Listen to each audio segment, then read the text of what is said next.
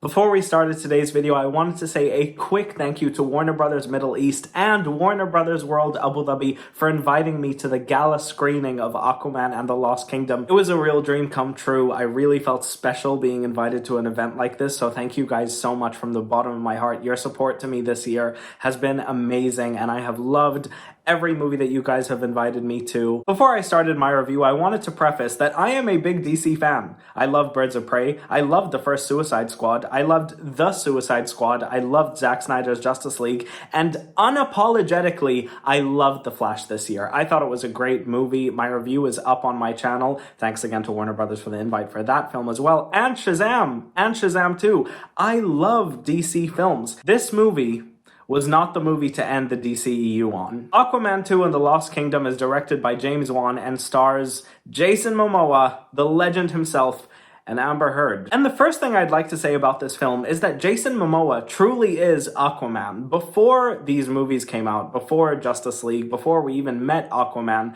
I never cared about his character in the comics because I'm not even a comic reader, but I knew that Aquaman was the weird one. He was the one no one cared about. And then Jason Momoa came into it and he really made the character his own, and that continues with this film. Jason Momoa is the best part of the movie. He is actually its saving grace because he's so funny. The jokes work when he is the one making the jokes, and his energy and his charisma really provides the movie with a lot of necessary energy. It makes me happy. Also, his sheer positivity in some moments really shines in this film, and it's really great because I really do love Jason Momoa as an actor. And for that alone, I think the movie is watchable. But other than that, this movie really was not for me. If I'm being completely honest, I went to this movie so excited. I was at a gala screening. I was at Warner Brothers World. It was a dream come true. Everything was so fun. I got to speak to so many amazing people there. And so I went in feeling so much excitement. And the movie just did not land for me. Firstly, the CGI in this film. The above water scenes with CGI really worked well. There's a sequence in a jungle that just looks absolutely stunning and the CGI looks wonderful. But every time they're underwater, I just know they're surrounded by a CGI green screen. And it's crazy because I have seen underwater scenes get done so well in Wakanda Forever, in Avatar: The Way of Water. And again, I don't want to compare it to Avatar because the budget for that is massive, but Wakanda Forever is right there.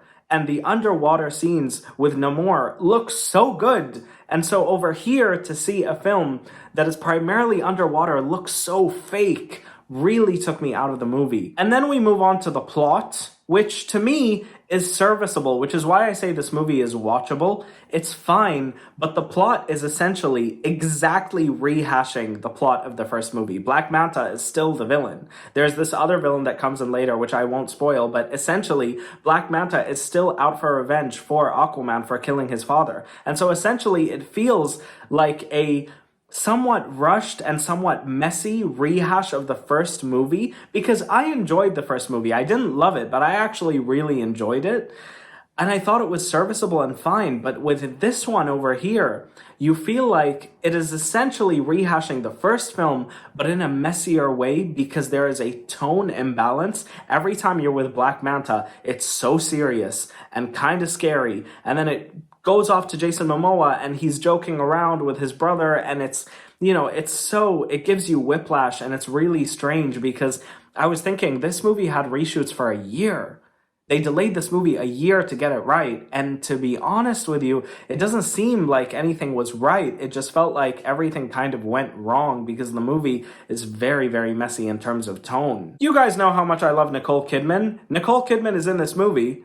She doesn't do much, but she's in this movie, kind of like in the first one.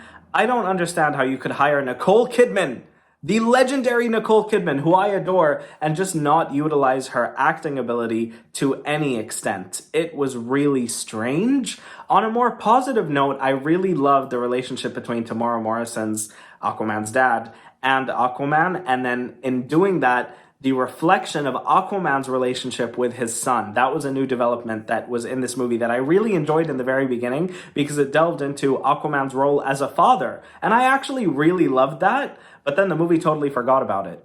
just totally entirely forgot about it. They went back to it a little later, but I can't spoil. And essentially, it was an afterthought in the film. So I thought, that is something new that you're giving to us, but you just didn't carry on with it. It was really strange. In terms of performances, I think everybody does a really fine job, apart from one person, and I swear to God, I am not being biased. Amber Heard cannot act. I'm not even going to be hateful. I'm just going to say that her role in this movie, while it was described as being really decreased, she is still very much in the film. She's in a lot of scenes, doesn't have a lot of lines, but she is in a lot of scenes, and she is not necessarily the best actress in the world. And I said this when Aquaman 1 came out.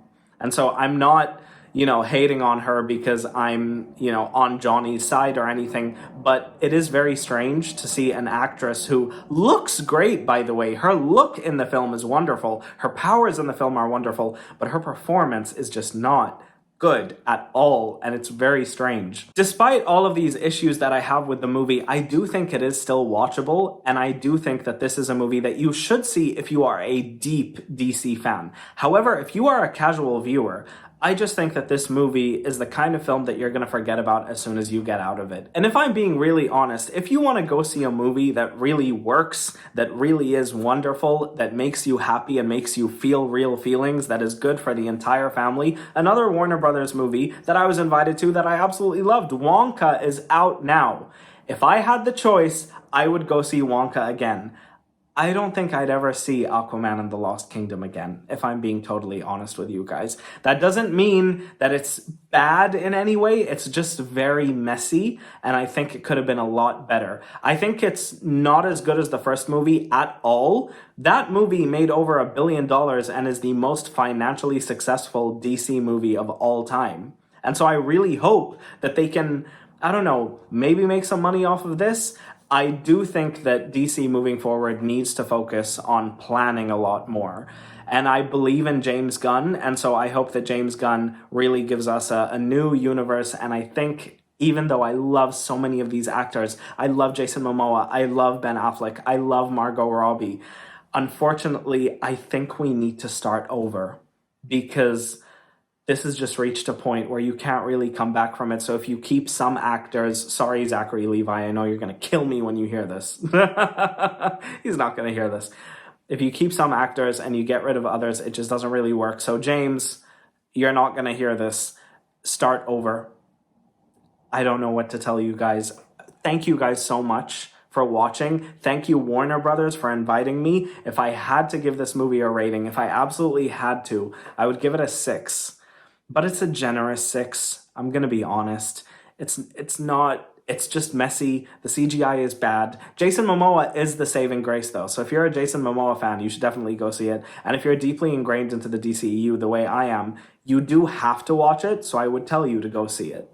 It's just not what I wanted the DCEU that I have loved to go out with. I love you guys so much. This video is kind of depressing me, but thank you to the DCEU. I know that a lot of people had a lot of problems. I loved Zack Snyder's Justice League. I loved Birds of Prey. I loved The Flash. I loved both Shazam movies. I love you guys. Thank you guys so much for watching. I'm sorry. It's just, I don't like to review things negatively. I try to see the positive in everything, but with this film, it just didn't give me anything I wanted, and I didn't really feel anything. And I walked out of the movie, and I immediately started thinking about House of the Dragon Season 2.